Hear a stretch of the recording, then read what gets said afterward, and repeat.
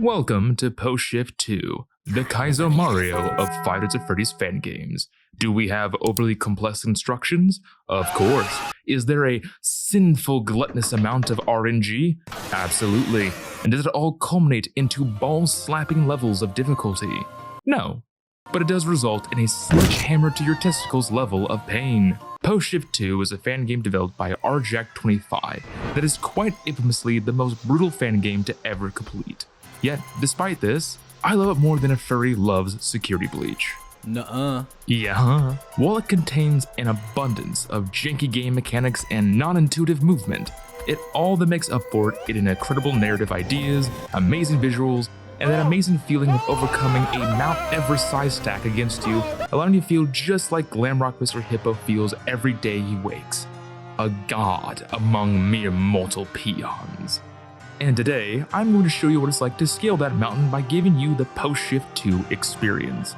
By beating every single level in Post Shift 2, overcoming every single night, and fending off every animatronic oozing from every crack of the Compage Toys Co warehouse, both figuratively and sometimes literally. With only 6 levels to complete, what could go wrong? Short answer, everything. Excellent. Let's begin. Upon starting the game, we are greeted with the night select screen. Incredible, so much information, and almost all of it worthless. Despite all of these boxes of text full of details, not one of them contains any info on the threats we'll be facing during the night. Instead, we get details about our player character. You've been offered a place on the job. Very cool. Luckily, we do not have to concern ourselves with the story, as Post Shift 2 likes its story like Rings of Power likes its audience, unnoticeable and unheard of. The only thing that you really need to know about the story is the setting, which is a factory warehouse that is built on top of an Afton Robotics research laboratory. Think sister location, but we get to see what's on top of it as well as the bottom. And our goal is to reach the very depths of this dark and dank facility. But our path is blocked by a colorful cast of animatronic characters, designed by William Afton, and now being experimented on by this toy company for insert reason here. Each night in Post Shift 2 is unique, with a different horde of decaying robots coming after us, and with a unique win condition for each level. Because Post Shift 2 is a fun and quirky game, just simply surviving till 6 AM is not enough, and neither is completing a set of tasks to escape.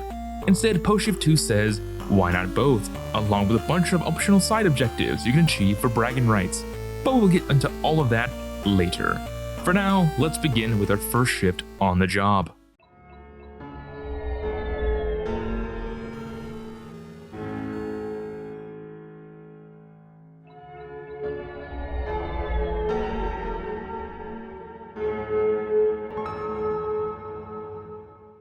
Welcome to the first day of our exciting new career at an Amazon fulfillment center.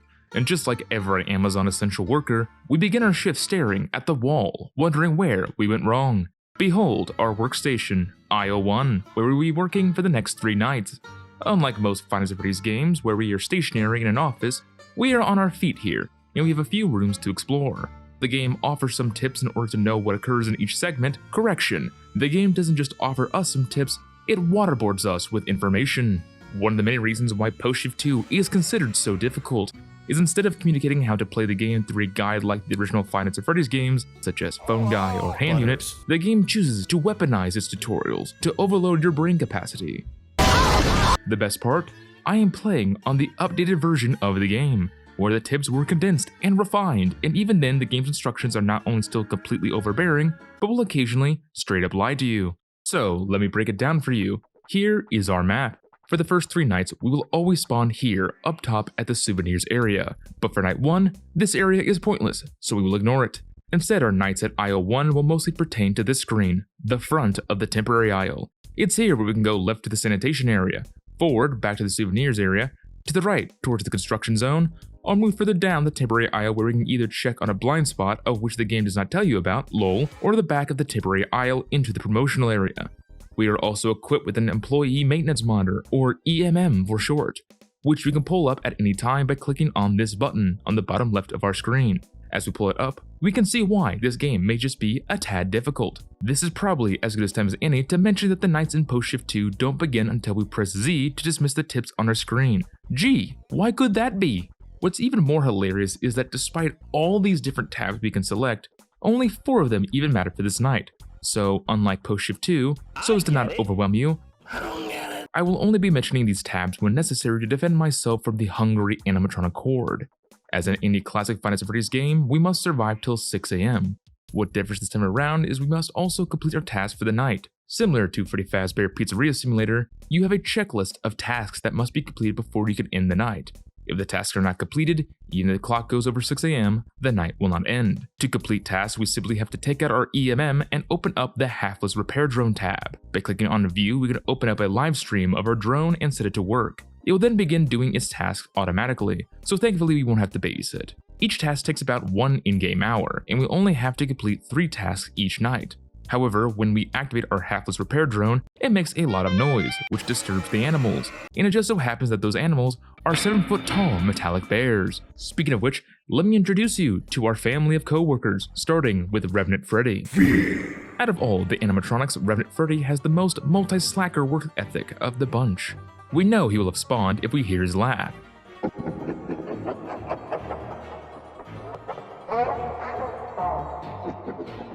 And he will enter in the back of the promotional area. Despite this, he's not a threat. Yet. Like our current 46th president, Revenant Freddy needs just a little nap before he can get up and at him in the morning. When Freddy spawns in, he won't actively attack us until he moves on to stage 2, to which the game gives us no warning of. While the game would rather have us continuously monitor this area to keep track of Freddy's progress, you will start to see that this becomes increasingly untenable as more animatronics are added in the later nights, so we're going to do the next best thing. We're gonna cheese it. You see, when an animatronic is close to attacking us, the game will give us a warning by having the lights flicker, indicating an animatronic is close to killing us if left unappeased. Luckily, as long as we make it so that Revenant Freddy is the only threat who is close to attacking us, we will never have to check on him, ever, allowing us to stay up at the top of the temporary aisle more often, which is what we have to do anyway. As to get Freddy to stop attacking us, all we have to do is distract him with an Amazon drone. The next animatronic threat to contend with is Minater. Minater? Minister? Minater? Okay. Minater Freddy, who spawns in either the back of the sanitation area or in the hole in the construction area. Yes, there are indeed 2 Freddys this night, and believe it or not, there will be a 3rd later on in the game. You will know if Minater Freddy is hunting you down if you hear the sound of piano music.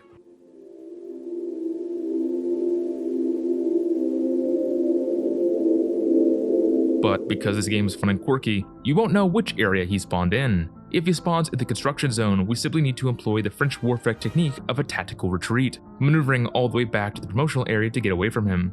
If he spawns in a sanitation area, you will find him in the ventilation unit in one of 3 different states. Something the Minater animatronics can shapeshift. Oh wait, they can manipulate matter? Anyway, to prevent Minater Freddy from attacking us, you must once again open up your EMM. Go to Report Minater Conversion. There you'll be prompted to complete a survey chimp questionnaire, all relating to how Minater Freddy looks at the given moment. Complete the questionnaire wrong, and you will have to do it all over again, after being locked out for a period of time during which he will most likely kill you. Fun fact, he can change forms while you are doing it in the middle of answering questions, because you look like you are comprehending this mechanic a little too easily, and we don't do that here. The final animatronic of the night is Minater Foxy. The dopest interpretation of Foxy I think I've ever seen besides Grim Foxy. You can hear Foxy's footsteps when he has started to hunt for your booty. And he will spawn in one of 2 locations, either the temporary aisle blind spot, or the promotional area with Revenant Freddy. No matter where he is, you will have to appease him using the same tactic. Open up your EMM and head to the sentence constructor to create a command for Minater Foxy to follow. The best part is that sometimes the command words don't match the prompt, like swapping the word 2 with the numerical symbol for 2, or just not including prepositions or adjectives in the prompt. He is the biggest threat of the night, not because his mechanic is difficult, but because his time to kill is random as hell. Sometimes you can leave him alone for a while, and he will just let you be. Other times, the moment he spawns in, he's like Paula Deen at an all-you-can-eat butter buffet, ready to go in for the kill at a moment's notice. You look a little upset. All in all, Night 1 won't be too big of a challenge for you Five Nights at Freddy's veterans. You may die once or twice, but with the new updated version of the game, making the spawn rates of these 3 a lot more manageable, you will get through it. Night 2, on the other hand,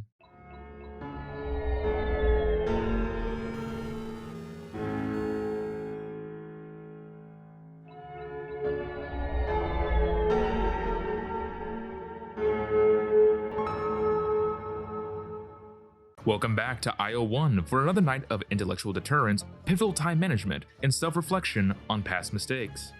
I could have been a therapist. It's the same office with the same cast of friends, only 2 more animatronics have joined in on the festivities for the night, which, because God is dead, is just a tad bit longer than it used to be. The first of these new friends is Minater Baby. It feels like home. Which for some reason looks more like William Afton than Circus Baby. She spawns in that souvenir area I told you was unimportant on the first night, but now is crucial. While she doesn't give any sound cues for when she enters the room, you can always check the emotional state tab on your EMM. If it registers a reading, she's there. Luckily, Minater Baby is a little slow to get going, unlike Minater Foxy. You can tend to ignore her to deal with more pressing threats before appeasing her, and this time, I'm using appease quite literally. When Baby appears, you have to move to the souvenir area and select Run Simulations, until you can find a memory that pacifies Baby. Since we are an essential worker, we are going to keep our heads down and ignore the cruelty that is effectively pacifying a ghost by subjecting them to memories of when they were alive. The biggest challenge you will face against Baby is the fact that you will not know what memories are quote-unquote positive until you click on Project Memory and see what happens. Yep, a whole lot of trial and error for night 2 until you find which memories are consistently the correct ones, which, I guess considering this is Circus Baby, is part of the course, isn't it? The other animatronic added to the roster is Revenant Bonnie, One-Eye Seek. or One Eye as he likes to refer to himself as. He has a lot to say in a really edgy way to say it. Let's play One-Eye Seek. Find me as quick as you can, human. When you hear him announce his presence, he will spawn in any number of 5 points in IO1, the souvenir area, the hallway to the sanitation area, the construction area, the back of the temporary aisle, and the temporary aisle blind spot. Doesn't sound too hard, but have fun playing hide and seek with the killer rabbit animatronic when you got Minater Freddy being sus in the vents, Foxy playing word match, and Melted Chocolate Freddy being a Karen about his Prime 2-day delivery. If you haven't discovered yet, this is a prime issue with Post Shift 2's gameplay loop. While on their own, each of the animatronics mechanics isn't terrible, when combined and overlapping one another, you get situations where either time is so limited you have to be perfect in dealing with every single threat that arises, or there's simply not enough time at all and you get screwed because of it. To maximize my potential for victory, I ended up only working on my task for the night only after every threat around me was gone, except with Revenant Freddy, since sometimes even if he spawned in, he wouldn't even make it to his second stage. While you do have power, you have such an excess that it becomes little concern. And there's no penalty for going over 6 AM without the task being completed, unlike real fulfillment centers, so take your time and deal with the animatronics accordingly, and patiently, in order to win. I also guess there's no better time to mention this. After every night through nights 1 through 3, you get to play this minigame where Afton chooses a woman and a home where you can take items you find in IO1 to solve puzzles. This is where most of the plot can be found, so very little use for us here. But I would be bedeviled if I did not mention perhaps the greatest POV camera shot I have ever seen. I love this game.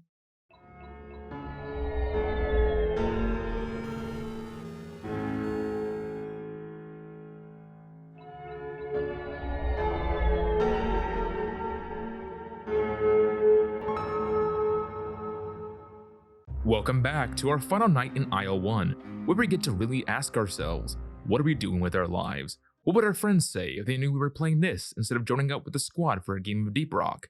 And most importantly, will I ever move out of my parents' basement? The good news, Minater, Freddy, and Foxy are now absent from the night. Bad news, 2 more members of the band have come by to take their place. Luckily, both are located in the construction zone of IO1. Remnant Chica, who has apparently eaten several gas masks in her time.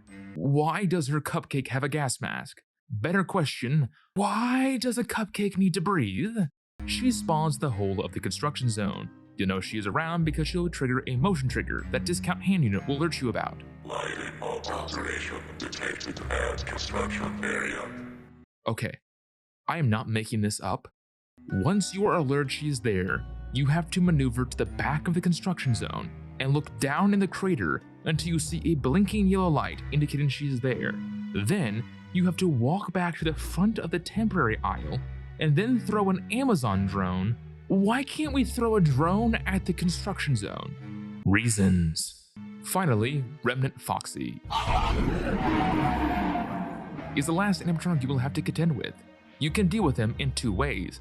That's right, we have options. 1. When checking at the construction zone, you can see him peeking his head out. If he does that, you can get rid of him immediately by throwing a drone back at the temporary aisle.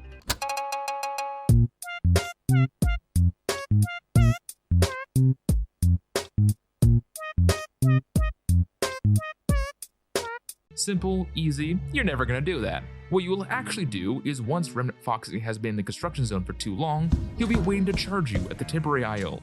There you'll have to pull out your light module, which you have totally always had, and spam the buttons until you press the right combination to get Fox to leave. All while dealing with Minater Baby and souvenirs, Remnant Freddy in the promotional area, and Remnant Bonnie still playing hide and seek. By the way, if you're wondering why Freddy and Bonnie have the term Revenant while Chica and Foxy use the term Remnant, well, that's because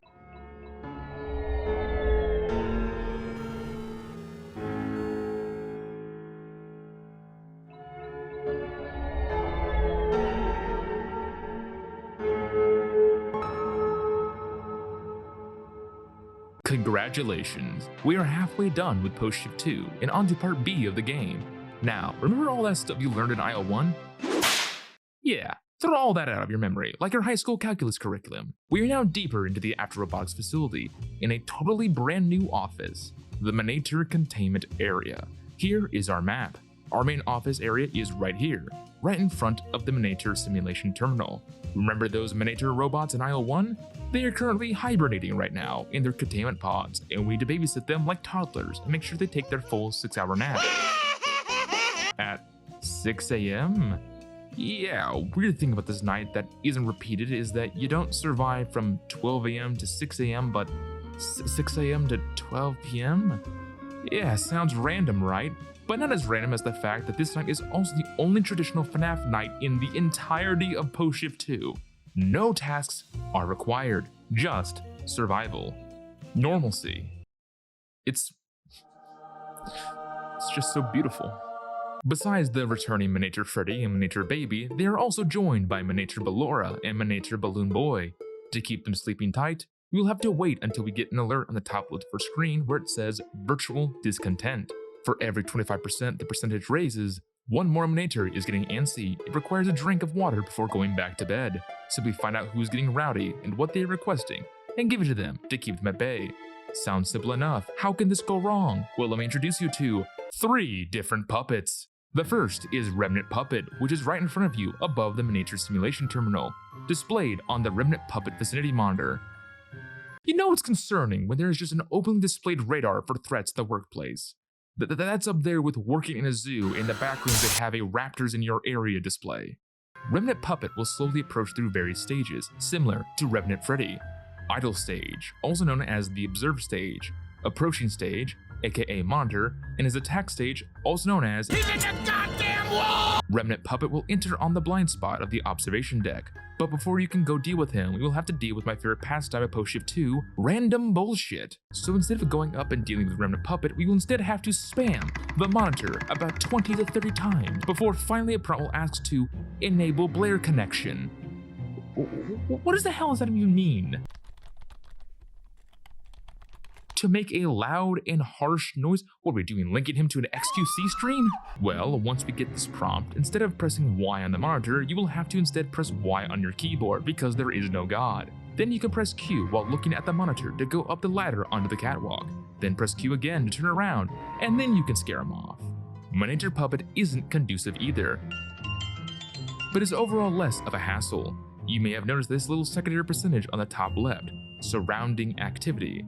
While this will go up about 35% when Remnant Puppet spawns in, it will also go up by 15% if Minater Puppet shows up. This, along with a little music box melody,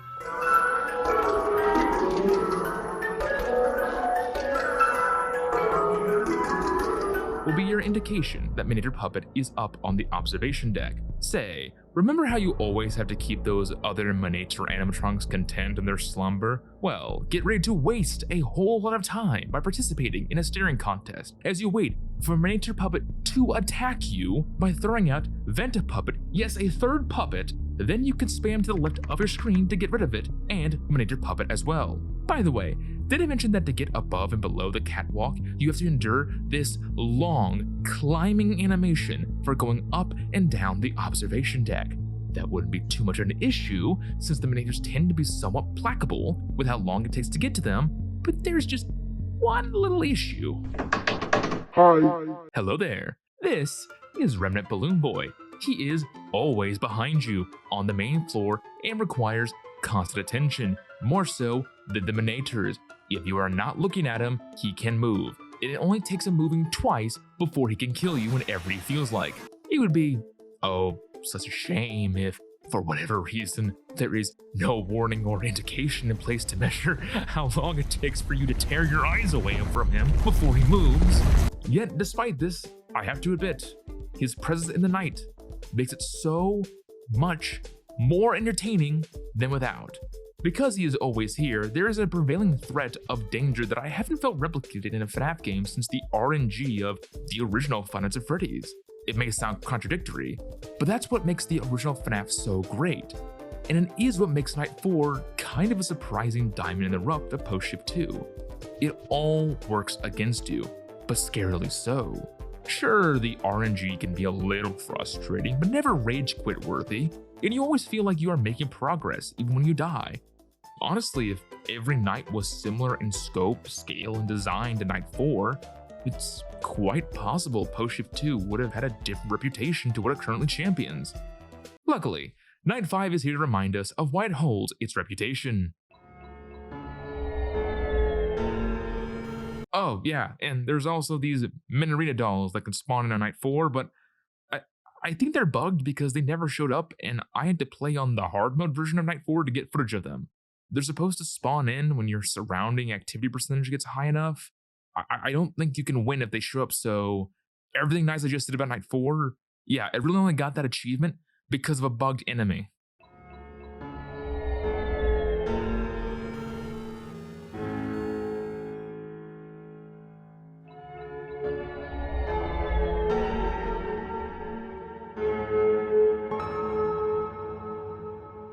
Hey now, this looks familiar, says I who knows why this looks familiar. Welcome to the research area, also known as revamped Post-Shift.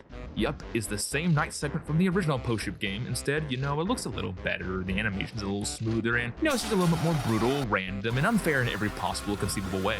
I mean, how can it be difficult? All we have to do is survive until 6 AM and complete our tasks while keeping the animatronics content. The only problem is the tasks section is bugged. At least I think it's bugged. It's never been changed since release, but unlike every single previous night where you can do your tasks alongside Survive the Night, which, by the way, is also how the original Post-Shift handles its task mechanic, you instead have to wait until 6 AM passes and then you can work on your tasks. To be fair, it's a much simpler task mechanic than previous sections. All you have to do is open up this side panel on your employee tablet, which the game doesn't tell you about because this game is, so fun and quirky. Click on web line, then process orders, and you're done. You just got to survive till 6 AM to do all that. And how hard can that be? Remember when I told you the biggest challenge of Night 4 was Remnant Balloon Boy and how having to constantly babysit him while having to deal with the long-winded animations of your character moving makes it so much more difficult than it needs to be? Well, let's just say you have seen nothing like what the classic animatronics are cooking. First to contend with is Subject 1 Freddy. Ready for Freddy. To the north on stage 1. When you hear his laugh, you can head up there to find him going Bo Burnham on a piano, playing one of 4 classic FNaF songs. Simply match the title of the song with what he's playing and he goes away. Simple, right? Especially since even if you don't know, you can play any of the music selections beforehand to familiarize yourself with the challenge and more appropriately manage the difficulty of the task without having to constantly ordeal with non-stop frustrating RNG that makes you want to tear your nuts off. Up next is Subject 2 Foxy, who has 2 different mechanics to deal with. Either way, Discount Hand Unit will alert you by announcing a motion trigger on stage 2, Foxy aggression detected moves until Foxy's on stage. or when it randomly announces a Hertz number. 432 Hertz. If it announces a Hertz number, all you gotta do is head east to his stage, open up your tablet, and press the number that Discount Hand Unit said. Easy peasy. What's not easy is when Foxy triggers a motion detector. Ready for some more random bullshit? This time, you have to go to a stage, pull out the side panel that the game doesn't tell you about, and then you have to fucking check his eye socket on this blurry camera feed to see if his eye is missing. Then close the tablet, and if it is missing, press the button on the bottom of your screen, or if it's still there, just walk the fuck out. This is big brain time. I know this is late into the video, but it has to be mentioned. Why is every mechanic so random, and not in any way a method that communicates clearly how it stops the animatronic from attacking you? I mean, FNaF mechanics are pretty simple, right? They make sense. Security door prevents their approach, a mask confuses them into thinking you're one of them, and sound cues draw them away from you. What exactly am I doing here with Foxy that stops him from attacking me beyond asking nicely? To be fair, I am adorable, so maybe being cute is the answer. At least Subject 3 Chica's mechanics make sense, both mechanically and literally. All she does is cause an alert of power being rerouted to her stage, and you just have to walk over to stage 3, open your tablet, and cut the power. I mean, there is this small hurdle that her room has a dangerous gas leak. Luckily, you are equipped with a gas mask you can equip at any time. Normally, you are not spending enough time at stage 3 to warrant putting it on, but a gas leak can also randomly occur throughout the research areas. More than chemical leaks detected within your respirator. Occasionally, you will have to deal with managing your oxygen levels while maintaining the other animatronics. You might have also noticed all these other buttons you can press on Chica's section of your tablet. The game will try to gaslight you with these being alternative options to dealing with Chica, but they are all super worthless, make the night completely RNG based, or just utterly confusing. Seriously, even the Post-Shift 2 wiki calls her extra mechanics out as utter nonsense. Finally, last and certainly the most confusing of the lineup, Subject 4 Bonnie. Pick a tune, pal. Similar to Chica, he will give you an alert on the tablet when he appears, and similar to Freddy, you will have to listen to what music he's playing and press the right button to get him to back off. I am going to explain verbatim the exact methodology I had to deal with him, and I want you to decide for yourself if anything I said makes sense. If he's playing his music normally, but adds drums to it, you have to select without drums. If he's playing normally without drums, you have to select with drums. If he's playing a song at a low pitch, you have to select normal pitch. And if his song is glitching out, you have to select the normal pitch for that one too. That little button on the bottom that says low pitch doesn't work for any of his prompts. And unlike Freddy, you cannot hear what each song variant is until the night begins. So you have to literally trial and error Bonnie until you know exactly what each variation is, and even then sometimes it can be hard to tell, especially when it comes to low pitch and when he's playing his song without drums. You can put a plush deterrent on his stage to stop him from appearing for a little bit, but it only lasts about 30 seconds, which is just roughly around the time it takes to go from his stage to the center of the hallway again, which is where the problem of this night truly lies in. The distance and time it takes to travel from room to room is just untenable with how fast the animatronics can kill you. In the original Post-Shift, the animatronics aggro was managed by the task system. Do a lot of tasks, the animatronics will spawn more frequently. So if you got overwhelmed, sorry to say, but it was your own fault. But since the task system has been changed, animatronic aggro is now based on movement, yours and theirs. Whenever you appease one of the animatronics, it actually increases your attention percentage, along with opening up your tablet and moving from room to room. Why would you do that? But why? Why would you do that? Why would you do any of that? Whereas Night 4's mechanics sometimes put you in an automatic lose situation, occasionally feeling out of your control and unfair, it was at the very least balanced enough that it was still tense and fun to play. Night 5 is an absolute slaughter of any momentum one could have to beat this game, without absolutely it kills all sense of progression. And that is way before we get into this game's piece de resistance, Night 6.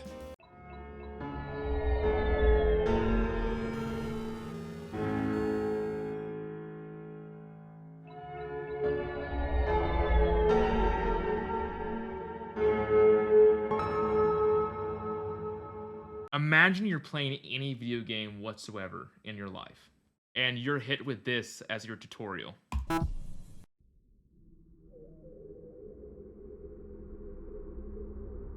This is a tutorial. You feeling this? This is your movement. You got all that? You got all that? You got all that? You got all that? This is the tutorial. Welcome to hell. This is stage 05, our final office and home to almost every single animatronic we had previously encountered, plus a few new faces and, strangely, minus a few old ones. Night 6 works similarly to Night 5. Survive until 6 AM and complete all tasks by the end of it to beat the night. The difference is that every single 2 in-game hours, the cast of characters you will have to face off against rotate. For our first 2 hours, we get to revisit our old friends from the research area again. The classics are back, and only one of them repeats the mechanics they previously had. Fun fact, it's Subject 4 Bonnie. The absolute worst mechanic from the previous night is the only one where you can transfer your skills over to this night. Except, you can't really even do that, because for some reason, only known to God our Lord, the mechanic for Subject 4 Bonnie has been changed to make sense. If he plays a song without drums, you select without drums. Drums, glitched, and even the frickin' low-pitched button works now. This game is so fun and quirky, right? Right. As for the rest of the classic band, Subject 1 Freddy shows up when facing the Terminal 2 walkway. Simply open up your tablet and press the notes 1, 2, 3, and 4 in any order to get him to go away. Yep, that's it. Chica shows up behind the prototypes table, hiding behind a whiteboard. Luckily, her hiding skills are no match for an obvious yellow prompt on the bottom of your screen that only shows up when she is present in the room. And finally, Subject 2 Foxy, who has the amazing mechanic of hiding behind Terminal 2. You'll hear him yell out some pirate jargon when he enters the room, alerting you to his presence. Then, all you gotta do is run over to him, open up your tablet, and press Load a Voice to generate a command to get Foxy to go away. Just gonna ignore the fact that that was Major Foxy's mechanic, yet we're giving it to Classic Foxy this night. By the way, I haven't mentioned it yet, but almost every previous environment mechanic you have seen is also here. I mentioned the tablet from Night 5 makes a reappearance, but the gas mask is also here making a return, along with your EMM from IO1, the power percentage from IO1, the attention meter and oxygen percentage from Night 5, and even a brand new health percentage that is used for only 2 mechanics throughout the night. Not to mention, fun little random occurrences that can occur throughout the night, such as gas leaks, health draining, or even this fun little guy attacking at the end of every 2 hours.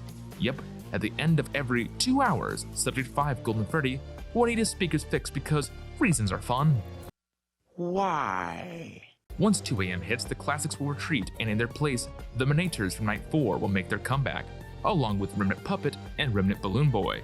Does Remnant Balloon Boy hang out behind you the whole night and you need to babysit him so he doesn't slowly go through different stages till ultimately killing you? Hell yeah, he does. Only this time around, you can actually move him back by repeatedly clicking on his chest mouth thing. As for the other animatronics swarming around you, oh, where to begin? Come with me, and you'll be in a world of anger and frustration. Take a look, and you'll see a deranged imagination. We'll begin with a spin, Minater baby, hacking your power, which defies explanation. Pull out the cams to view puppets twice. Simply look around and find them. Take too long and a jump scare is the outcome. The lore in your vents, what the fuck? There's nothing to it. Hit switch track, screw it. I am not jesting, no exaggeration. Here, Balloon Boy, and duck in and hide with him for a random duration. That's pretty much it. Finally, once you get done with the Minators, your old friends, the Revenants and Remnants, make a return from IO1. Remnant Chica attacks from Terminal 1 and behaves the same as Classic Chica, but with a shorter time to kill compared to her. Remnant Foxy hides below the prototype table, and you have to look at him and open up your monitor to project a memory, specifically this one. Remnant Freddy is also at the prototype table and behaves similarly to classic Freddy, except you have to wait until his music box glitches out until you do his mechanic. Gotta love way to deal with a threat in a game all about time managing multiple threats with short times to kill. Finally, Remnant Bonnie will appear at stage 05 or the vent view of Terminal 2. Like IO1, just look at him and throw your Amazon drone to get him to leave you alone. If it seems like I am rushing this night, it's not because I am rushing it, it is because there is so much information on this one night alone, and I am trying my darnest to condense this shit down like a plot summary on Bartleby. Not to mention that despite this being the last batch of animatronics until 6 AM, the night is not over yet. Yep, once 6 AM hits, not only do we get another checkpoint, so we thankfully don't have to do the Revenants again, unless, you know, your game crashes, but we also get introduced to this game's final boss. Or should I say, 2 final bosses. Meet Revenant's End, because Ennard was fun, so we get an animatronic amalgamation as a final boss again, and he and his friend, as well as Golden Freddy, will be attacking us for the next, 200 seconds. And remember, you still need to complete those tasks before the game ends, so even if you survive those 200 seconds, you still got work to do, because this game is just really fun and really quirky. As for dealing with Revenant's End, he has 3 mechanics that you'll have to juggle with. The first is him appearing in the elevators at the back of stage 05. These elevators don't open up until after 6 AM, and you have to be looking at an unobstructed view of the prototype tables before heading there. More on that in a little bit. Once you get to the elevator, right in the bullshit go! Not making any of this up. You have to open the elevator doors, close them for 3 seconds, open them again, close them for another 3 seconds, open them again, and then leave. That's the mechanic. What? These other 2 mechanics make a tad bit more sense. A tad bit. He can also appear behind the workbench at Golden Freddy's stage. If he is there, you have to head back to the vent view and click on Load a Voice to draw him towards you. Once he shows up, you have to activate a spring lock mask, I think. Either way, once you click on these 4 icons, it'll spook Revenant's End away and you can continue on your merry way. His final mechanic is pretty much the exact same thing, except instead of appearing behind the stage, he just spawns in at the terminal view. But, of course, dealing with one boss just isn't difficult enough, so that's why we have this guy. Meet the Amalgabot. You know, that thing you were working on at IO1 for the past 3 nights? Well, he's here now, and wants to kill you for some reason. He too has 3 wacky mechanics you get to have fun with, but luckily, they are considerably much more time manageable than Revenant's End. If he appears at the Terminal 1 view, put on a body mask because you have that now. If he appears at the prototype table, open up your camera tablet and find the stop icon and spam it until it goes away, and the Amalgabot will follow suit. If he appears underneath the prototype table, look at him and open up your camera and locate the audio protocol button. Click on that and he will disappear. Juggling this along with one more random chance of Golden Freddy's speakers busting, as well as squeezing a moment to fulfill those tasks in order, and you will have beaten Post Shift 2.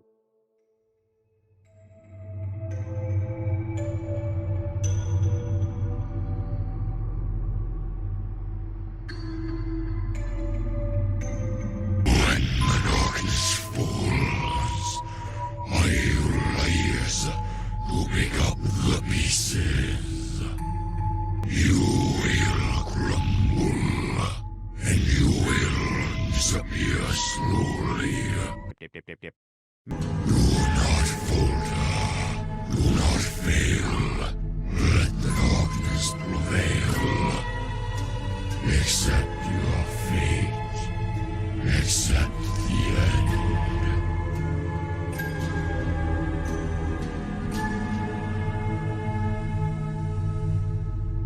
That's it? To briefly wrap up, I think I gave a good idea of how hectic and borderline manic the Post-Shift 2 experience is. It's unfair, it's random, and its mechanics are overly complicated and against you in every manner conceivable, but that's almost the charm of it. I know Arjack didn't make this game with the intention of making the Kaizo of FNaF games. He made this project as a love letter to the franchise he, along with I, and most likely if you watch me, you as well, hold dear and love. It just so happens he hit a couple really deep potholes on the way there, like some Midwestern ones. Nasty little bastards. That said, no one can deny the game doesn't ooze charm on its own. The animations are gorgeous, the graphics are phenomenal, and most of it was done by the hands of Arjack himself, with only outside help coming in once the game was released, and the response was sadly overwhelmingly negative. But now that the dust is cleared, I'm not joking when I say I find the game more appealing than I do Security Breach. Sure, Security Breach is a better made game, don't get me wrong, but there's so much passion and much more memorable moment-to-moment gameplay in post-shift than anything I've experienced in Security Breach. And I hope that Arjack doesn't give up on game development. The man clearly has a passion for it, and with all the criticism he has gotten for this game, I think he now could make the blueprints for an amazing fan game that rivals some of the best FNaF fan projects, maybe even some official ones. And Arjack, if by some grace of God you are listening, know that you made one person really happy with the game you made, and I would be honored to interview you about your thoughts looking back on it. And if you, dear listener, want to give the game a shot yourself, there will be a link in the description to the Game Jolt page. It's a brutal experience, don't get me wrong, but if you can overcome it, I don't think there is a single FNaF challenge out there bar Ultimate Custom Night's 50-20 mode that will make you feel more like a badass. And if you are a big fan of Five Nights at Freddy's, be sure to check out my FNaF podcast, Into the Night, over on Spotify, Apple Podcast, or wherever you listen to podcasts. It's more than a discussion-based series on FNaF. It's an immersive recreation of our favorite events and stories from this amazing franchise that makes you feel like you're in the world of Five Nights at Freddy's. And finally, thank you so much to our Patreon members over on the Night Conclave. Their generosity allows me to pursue projects like this, the podcast, and so much more. I wouldn't be able to do any of this without them. And once again, this has been Nick Black. And thank you all so much for joining me and sharing in the experience. Thanks for watching.